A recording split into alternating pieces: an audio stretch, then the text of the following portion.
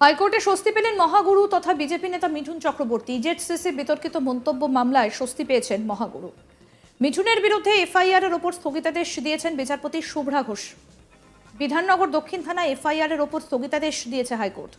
FIR অনুযায়ী BNS এর ৮ নম্বর ধারায় অভিযুক্ত হন মহাগুরু। সল্টলেকের বাসিন্দা কৌশিক সাহা এফআইআর দায়ের করেছিলেন।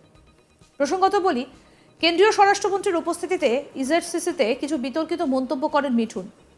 সেই মন্তব্য ঘিরে বিএনএস এর ৮ নম্বর ধারায় অভিযুক্ত হন মিঠুন। ২০ মে ফের মামলার শুনানি হবে। আপাতত মিঠুনের বিরুদ্ধে বিধাননগর পুলিশ কোনো তদন্ত করতে পারবে না বলে নির্দেশ দিয়েছে হাইকোর্ট। উল্লেখ্য, বিজেপির সদস্য সংগ্রহ অভিযানের মঞ্চ থেকে উস্কানিমূলক মন্তব্য করেছিলেন মিঠুন বলে অভিযোগ ওঠে। তার প্রেক্ষিতেই মিঠুন চক্রবর্তীর বিরুদ্ধে কলকাতা এবং বিধাননগর কমিশনারেটে দুটি মামলা রুজু হয়।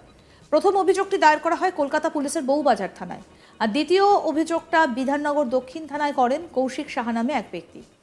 গত বছর নভেম্বরে কেন্দ্রীয় স্বরাষ্ট্রমন্ত্রী অমিত শাহের কলকাতা সফরে ইজেডসিসিতে হওয়া বিজেপির সদস্য সংগ্রহ বৈঠকে বক্তব্য রাখেন মিঠুন চক্রবর্তী। সেখানে তার কিছু মন্তব্য উস্কানিমূলক বলে অভিযোগে উল্লেখ করা হয়। দাবি করা হয় এর ফলে আইন শৃঙ্খলার অবনতি হতে পারে। এফআইআর খারিজের দাবিতে কলকাতা হাইকোর্টে আবেদন জানিয়েছিলেন দাদা সাহেব ফালকে পুরস্কারপ্রাপ্ত বর্ষিয়ান বাঙালি অভিনেতা। আমাদের প্রতিনিধি মানস নস্কর কি প্রতিবেদন তুলে ধরেছেন, আসুন শুনে।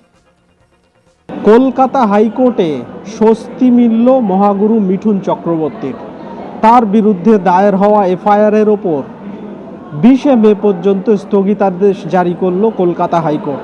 বিচারপতি শুভ্রা ঘোষ নির্দেশ দিয়েছেন আগামী 20 মে পর্যন্ত এই এফআইআর এর ভিত্তিতে পুলিশ যে তদন্ত করছিল সেই তদন্তের ওপর আপাতত স্থগিতাদেশ বজায় থাকবে। অর্থাৎ পুলিশ আপাতত ওই এফআইআর এর ভিত্তিতে কোনো তদন্ত করতে পারবে না। প্রসঙ্গত, গত বছর নভেম্বর মাসে কলকাতার ইজেডসিসিতে বিজেপির সদস্য সংগ্রহ অভিযানে উপস্থিত ছিলেন দেশের স্বরাষ্ট্রমন্ত্রী অমিত শাহ, এবং সেই প্রোগ্রামে উপস্থিত ছিলেন মহাগুরু মিঠুন চক্রবর্তী। সেখান থেকেই তিনি কিছু বিতর্কিত মন্তব্য করেছিলেন। তারপর তার বিরুদ্ধে কলকাতার বউবাজার থানায় একটি এফআইআর দায়ের হয়েছিল। একই সঙ্গে বিধাননগর সাউথ থানায় একটি এফআইআর তার বিরুদ্ধে দায়ের করেছিলেন কৌশিক সাহা নামে এক ব্যক্তি। সেই এফআইআর এর ওপর আজকে স্থগিতাদেশ জারি করেছেন বিচারপতি শুভ্রা ঘোষ। বিচারপতি নির্দেশে জানিয়েছেন 20 মে পর্যন্ত এই এফআইআর এর ভিত্তিতে পুলিশ যে তদন্ত করছিল আপাতত সেই তদন্ত করতে পারবে না পুলিশ। 20 মে ফের এই মামলা শুনানি রয়েছে।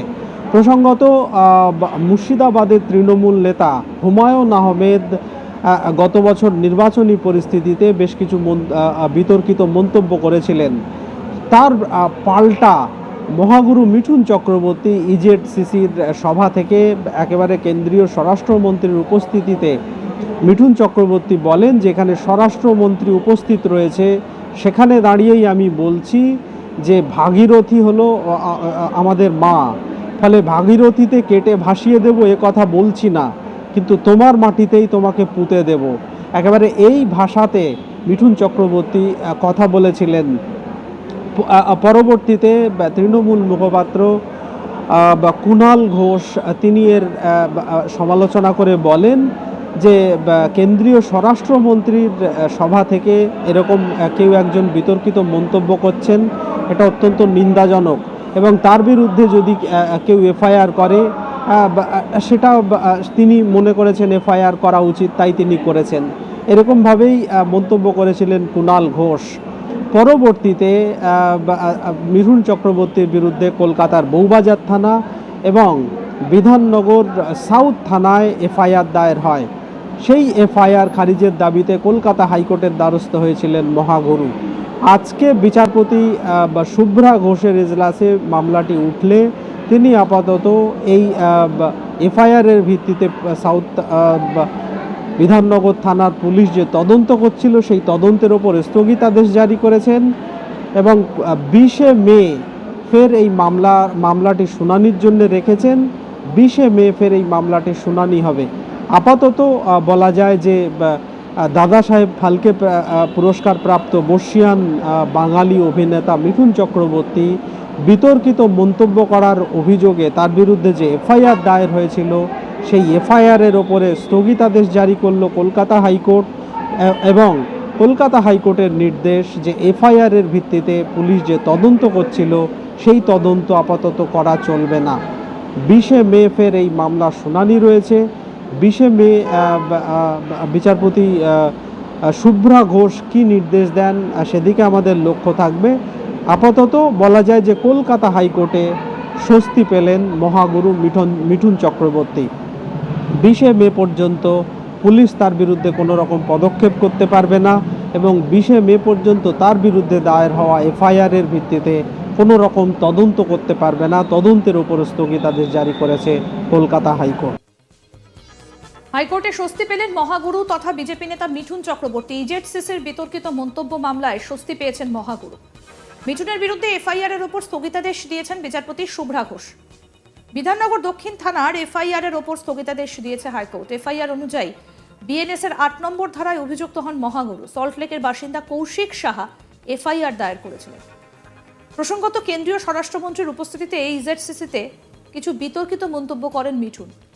সেই মন্তব্যকে ঘিরে বিএনএস এর 8 নম্বর ধারায় অভিযুক্ত হন মিঠুন। 20শে মে ফের মামলার শুনানি হবে।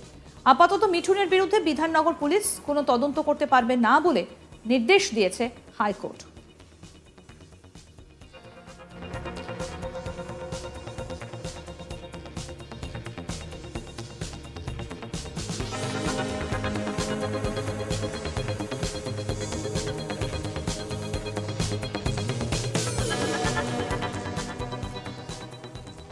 উল্লেখ্য, বিজেপির সদস্য সংগ্রহ অভিযানের মঞ্চ থেকে উস্কানিমূলক মন্তব্য করেছিলেন মিঠুন বলে অভিযোগ ওঠে। তার প্রেক্ষিতে মিঠুন চক্রবর্তীর বিরুদ্ধে কলকাতা এবং বিধাননগর কমিশনারেটে 2টি মামলা রুজু হয়। প্রথম অভিযোগটা দায়ের হয় কলকাতা পুলিশের বউবাজার থানায়, আর দ্বিতীয় অভিযোগটা বিধাননগর দক্ষিণ থানায় করেন কৌশিক সাহা নামে এক ব্যক্তি। গত বছর নভেম্বরে কেন্দ্রীয় স্বরাষ্ট্রমন্ত্রী অমিত শাহের কলকাতা সফরে ইজেডসিসিতে হওয়া বিজেপির সদস্য সংগ্রহ বৈঠকে বক্তব্য রেখেছিলেন মিঠুন চক্রবর্তী। সেখানে তার কিছু মন্তব্য উস্কানিমূলক বলে অভিযোগে উল্লেখ করা হয়। দাবি করা হয় এর ফলে আইন শৃঙ্খলার অবনতি হতে পারে। এফআইআর খারিজের দাবিতে কলকাতা হাইকোর্টে আবেদন জানিয়েছিলেন দাদা সাহেব ফালকে পুরস্কার প্রাপ্ত বর্ষিয়ান বাঙালি অভিনেতা।